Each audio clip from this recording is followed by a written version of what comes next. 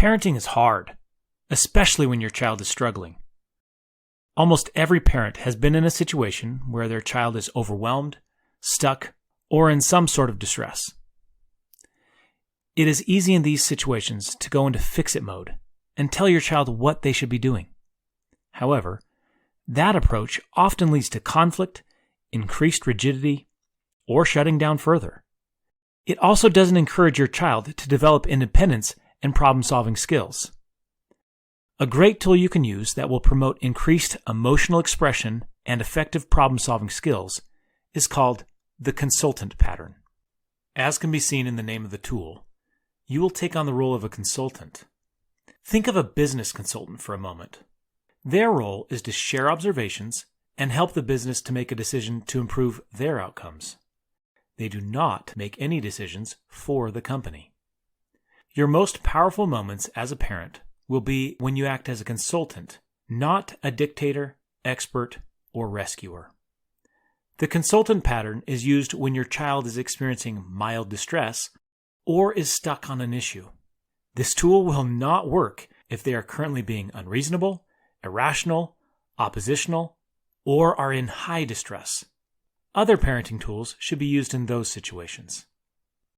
When you see your child experiencing mild distress, the first step of the consultant pattern is to acknowledge and validate the emotion and seek to understand what is going on for your child. That should sound like this. Wow. You sound, state the observed emotion. What happened? By starting this way, you invite your child to talk about the issue in a way that feels open and non-judgmental to them. Once they've expressed the problem, and you feel like you understand it, then you provide them with a chance to begin the problem solving for themselves. You might say something like, "What are your options?" This simple question invites them to start thinking about solutions. It also shows that you believe in their ability to work through the situation. You are presenting them with the power of choice. One of the challenging parts of this step is to not limit the problem-solving process. It is not uncommon for a child to state options to the problem that you may not agree with. The best way to respond to these ideas is, "Okay, that is an option. What are some other options?" You are then encouraging them to keep thinking of a solution instead of staying stuck on their first impulse. You are also staying out of a power struggle. Remember, this step in the process is all about brainstorming. At times, your child will struggle to come up with any options at all. They may be overwhelmed or just don't have any experience with the current challenge. When this happens, you say, "Can I share what other kids in this situation have tried?" The strategy behind this statement is that you aren't telling them what your brilliant ideas are. You are asking them if they are open to ideas that other kids have used. They will often be more open to these kinds of suggestions. This is where you begin the consulting process.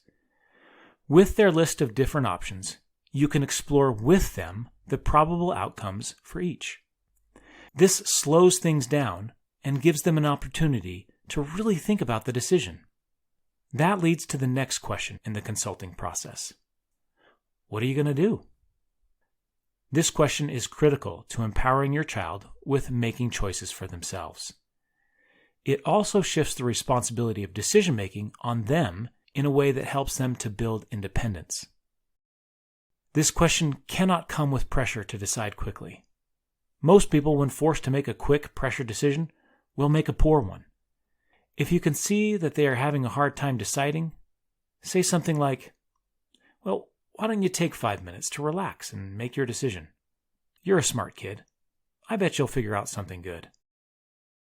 The importance of this step cannot be understated. People need time to think to make good decisions. However, if you do not follow up, avoidance will likely creep in. So, give space and follow up. At times, your child may make a choice that is contrary to your boundaries. While they have the right to make the choice, they don't get to pick the consequences of those choices. When this happens, there's always a good way to address it. Start with something like, "Well, this puts me in an awkward situation. Now you can explain to them how their choice is contrary to your boundaries. Explain to them what the consequences of that choice will be and what you will do. Remind them of the other positive options discussed. Give them the time to reconsider. Be prepared to hold your boundary and follow through with the stated consequences if they hold to the poor choice. This can be a challenging and rewarding process. At times, you will be amazed as your child shows great maturity. At others, you will be frustrated at their stubbornness and immaturity. Either way, remember to love them. Always follow up by saying something like, "Man, that was a hard situation. I just want you to know that I still care about you." You will be surprised at how your child will grow in maturity and independence as you use this skill with them. It will take time, but as you consistently use it, you are showing them that you believe in their ability to make good choices for themselves. You will train them to carefully think through and consider their options in challenging situations.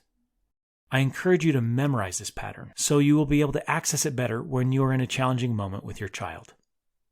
Please like this video if you found it helpful. Click the subscribe button if you'd like to see more helpful videos like this one. Thank you.